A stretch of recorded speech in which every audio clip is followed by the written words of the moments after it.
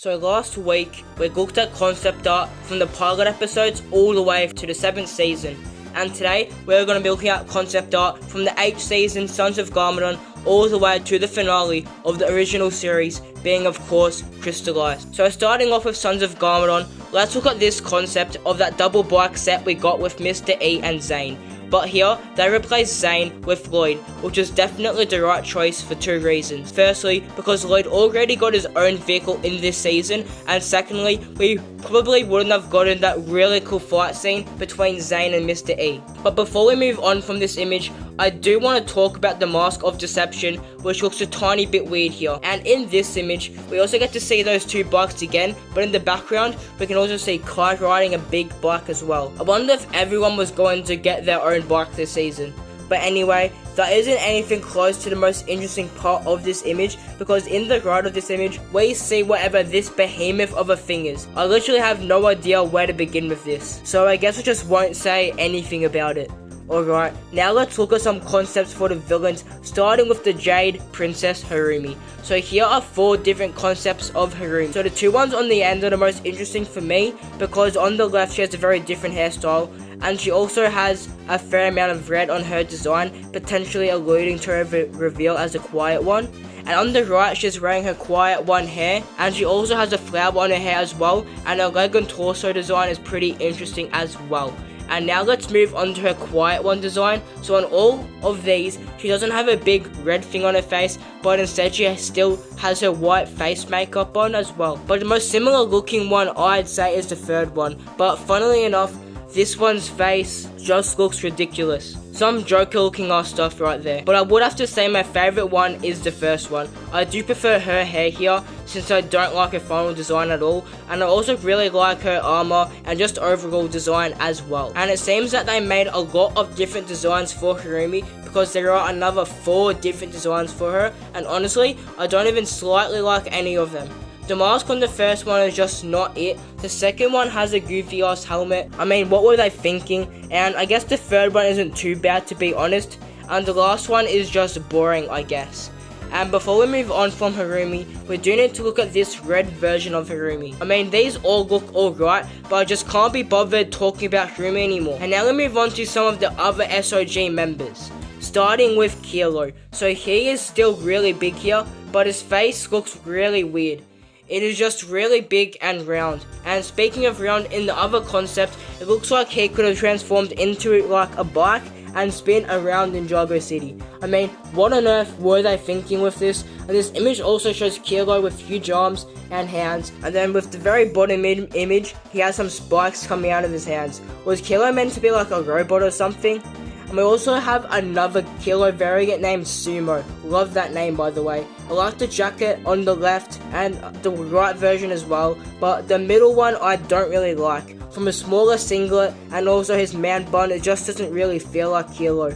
I do like his flamethrower, however, though. And here is Ultraviolet, and she definitely looks a bit different. So the main difference of this design is her red jacket, and she actually has shoes on as well. I don't think any other Ninjago character has ever had any shoes. She also has very purple hair, and I actually prefer her look like this. And she also looks really good wearing the Oni mask as well. And there is also another concept for Ultraviolet, but here she is known as Dare Girl. Yeah, I am glad I didn't end up going with that name. Anyway, her design here is very purple, and she keeps her purple hair from the other design. And she also has red eyes, which make it look very menacing. And here is Mr. E, and this just looks like a slightly more boring version of his final design. And finally, we have an unnamed 4th SOG member with a green Oni mask. I wonder what that might have done. Anyway, this guy's design is alright, not sure why he is wearing a suit though. And now onto one of my favourite seasons, Hunted. And here is a concept art for the realm of the Oni and Dragon. And specifically, I believe this is meant to be the Dragon Hunter's lair or whatever. So this looks pretty cool at the top. They do have a lot of temples for some reason. It doesn't really fit with the whole Mad Max vibe though. Anyway, at the bottom we can see the Dragon Hunters whipping a dragon. And here are some designs for the dragons, and these look more brick built, and especially Jay and Cole's dragons look extra weird. Why does Cole's dragon have a cross on its face, and why is Jay's dragon's face so flat and wide? And now I want to take a look at some of the Dragon Hunter's vehicles, because there are so many good concepts for these. Firstly, here's a huge truck looking thing with a huge laser and some smoke at the bottom. And then there's this vehicle that looks like a tank, kind of like the Dieselnaut. There are huge X-Men looking wheels and they look quite good, and there's also a huge cannon that can do a lot of damage. And I'm not sure what this traffic crossing guy is doing here, holding up a stop sign though. And now here is a vehicle that looks like it is made of a dragon skull, which makes so much sense when you think about it. Now I don't particularly like this design, but I do really like the idea.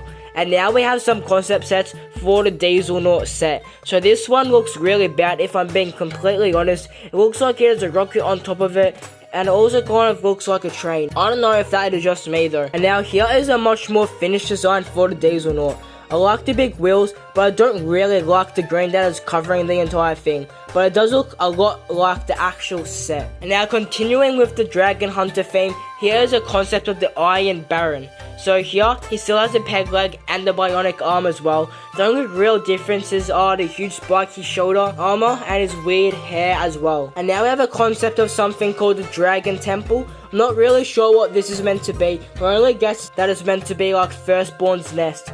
Anyway, there are 3 different versions of this temple. The first one reminds me of this Lego Dream set. I can't exactly remember what it is called. Anyway, I do really like this design. And the one in the middle has like a cave and the temple on it, which reminds me of Tiger Widow Island from Skybound. And this last one is a huge white temple, which looks pretty good. Now I also just wanted to look at this concept poster, and I'm not really sure what this is meant to be, because Nia is wearing her possession suit and Lloyd is riding a dragon fighting some dragon hunters, even though they both never appeared in the first realm in the show.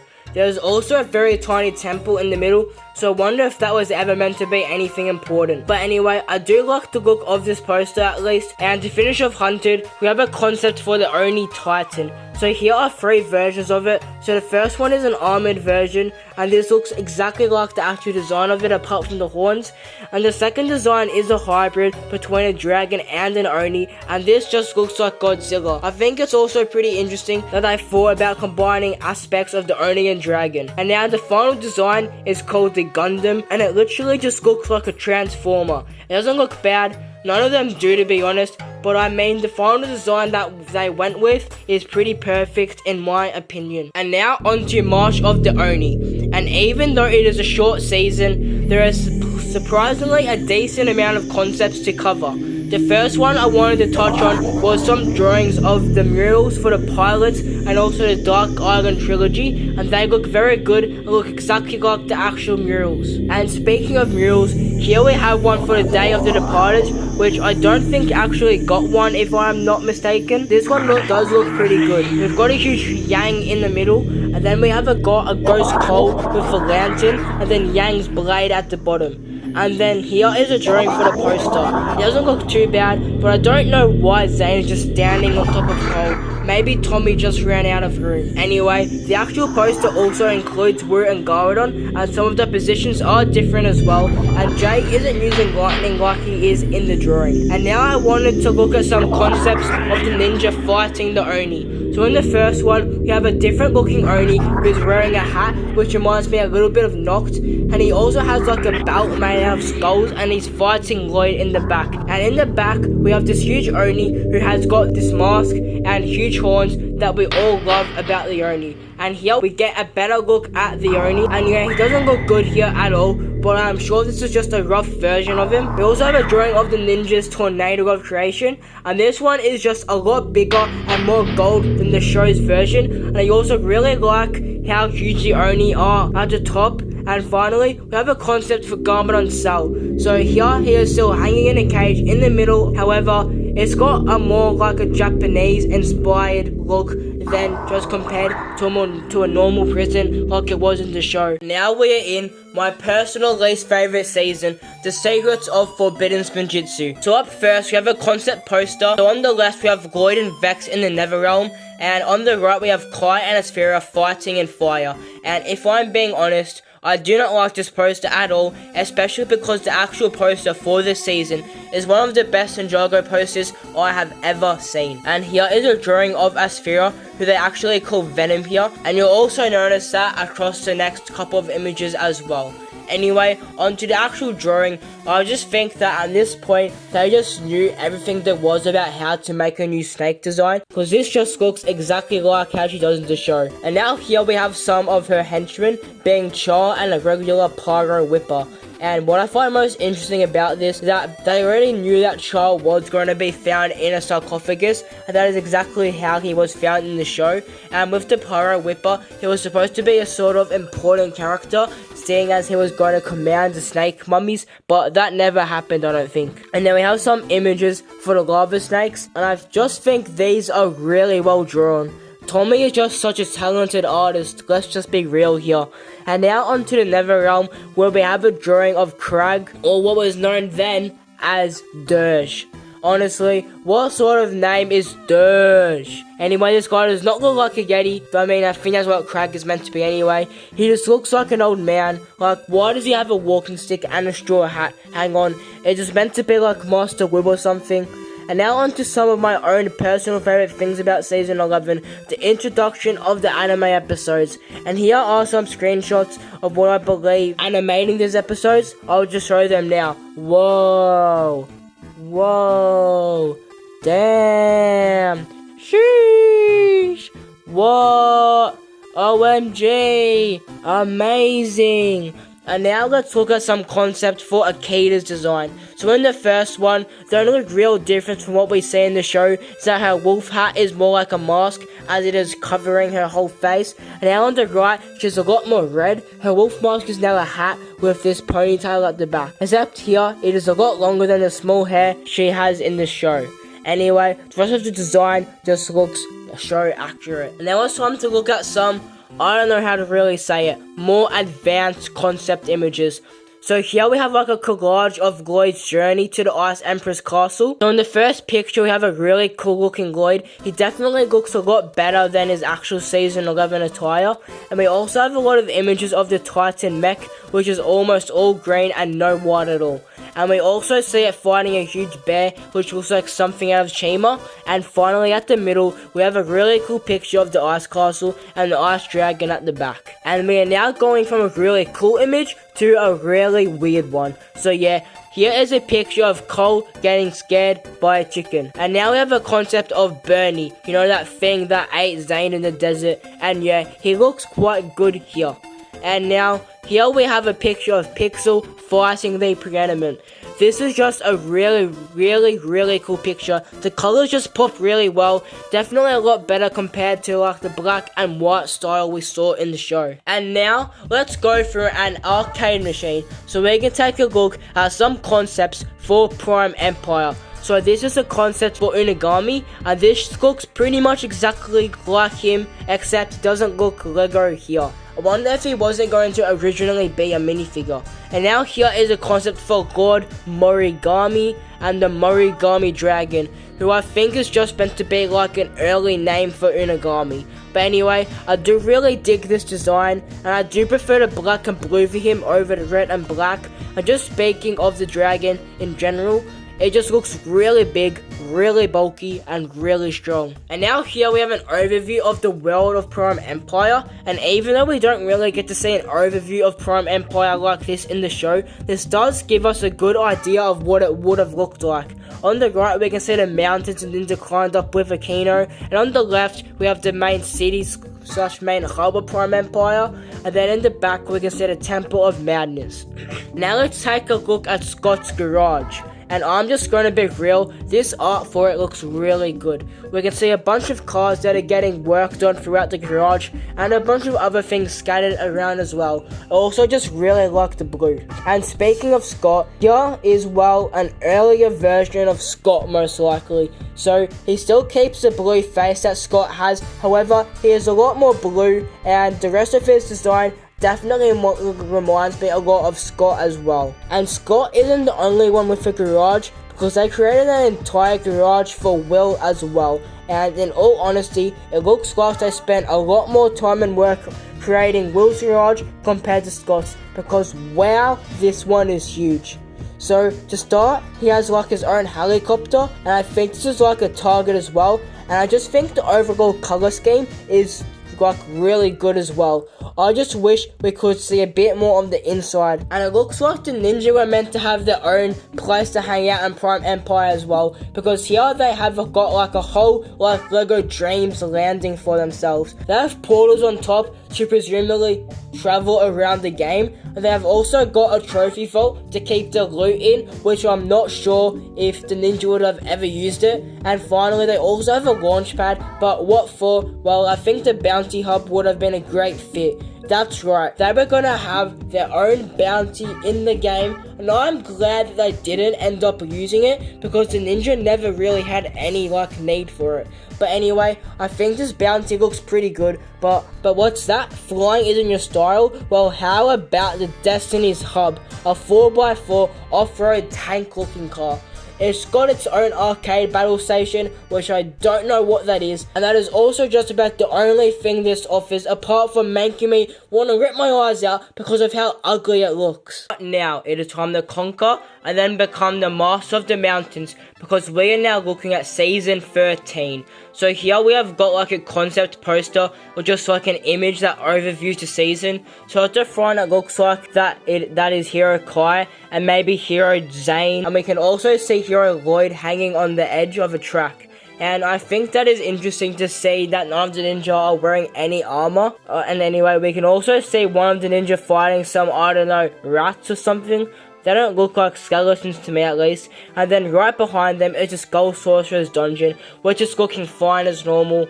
And then on the left of that is this rock monster thing, and then next to that is the Bone Dragon, which does look quite menacing. But now let's look at some character designs, first off being one of the new characters from this season, Princess Vania. So here is a rough drawing of her, and from what I can tell, it just looks like how she does in the show. If she was black and white, that is. Anyway, at the top it does say gold, and it looks like it is pointing to her hair. And I guess in the show you could say her hair is like a goldish brown, but I wonder if they wanted to make her like really gold or something. Probably not, right?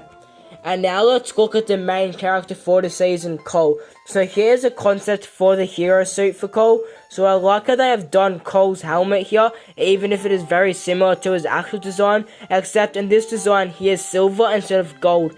And here it also looks like the Hero Ninja were not actually going to use their Season 11 outfits as like a base for the suits.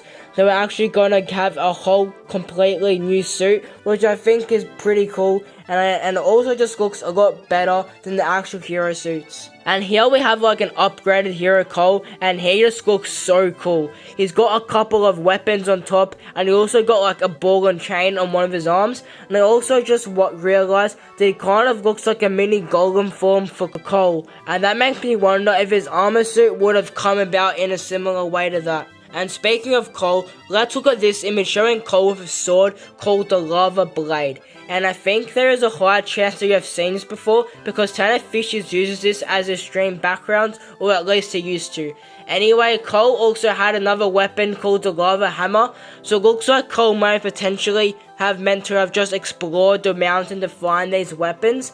And we also have some more weapons to look at called the Dark Soul weapons. These are a sword, a flute, and a bow and arrow, and they all light up.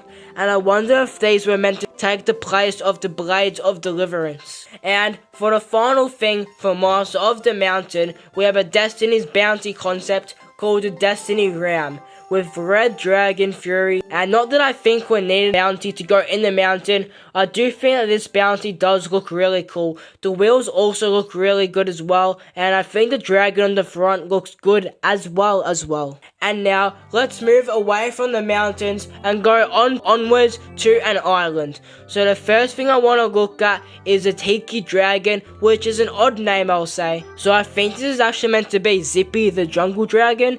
Anyway, this looks quite similar to his final design, and the only really slightly interesting thing about this image is that one of the keepers are riding it. So maybe Zippy was gonna be like a villain dragon instead of like for the ninja. And now onto something that is a bit slightly more interesting, and that is the island Tiki base.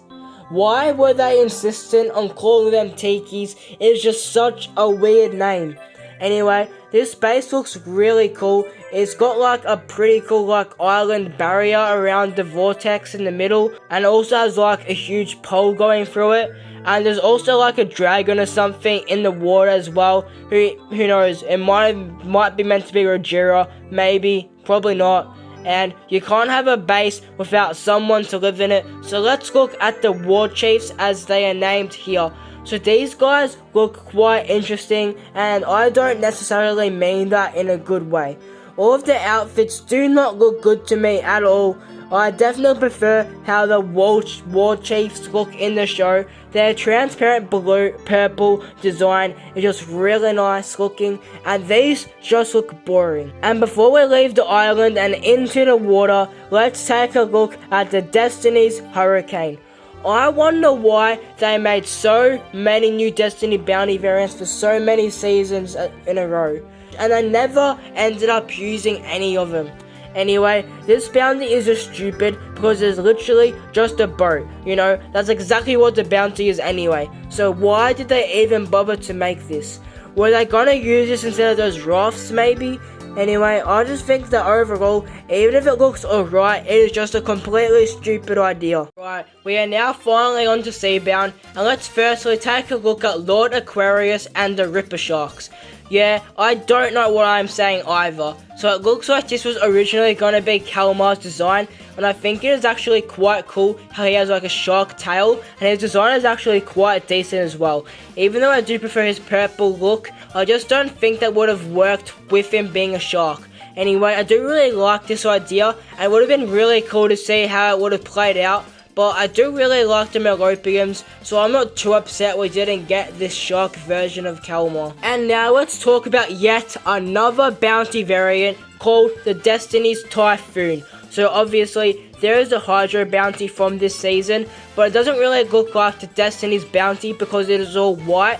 But this definitely looks a lot more like the bounty, and I think it actually does look better than the actual Hydro bounty. And speaking of the Hydro bounty, let's now look at some of the set concepts for it, but there isn't really too much to say about it, so I'll just play some of the images here.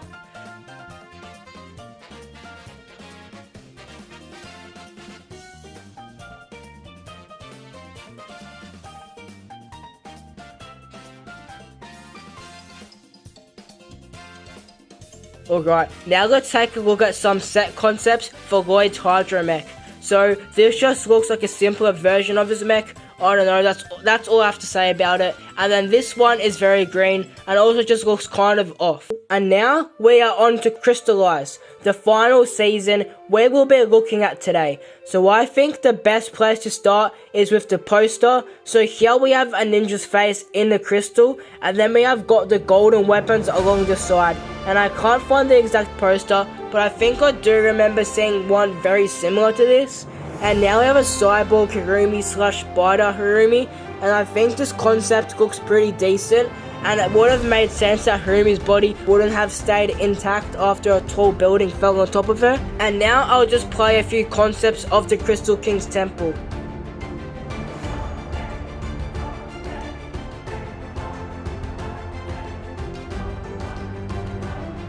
And to finish this video off, let's take a look at the concept for the set version of the Crystal King's Temple.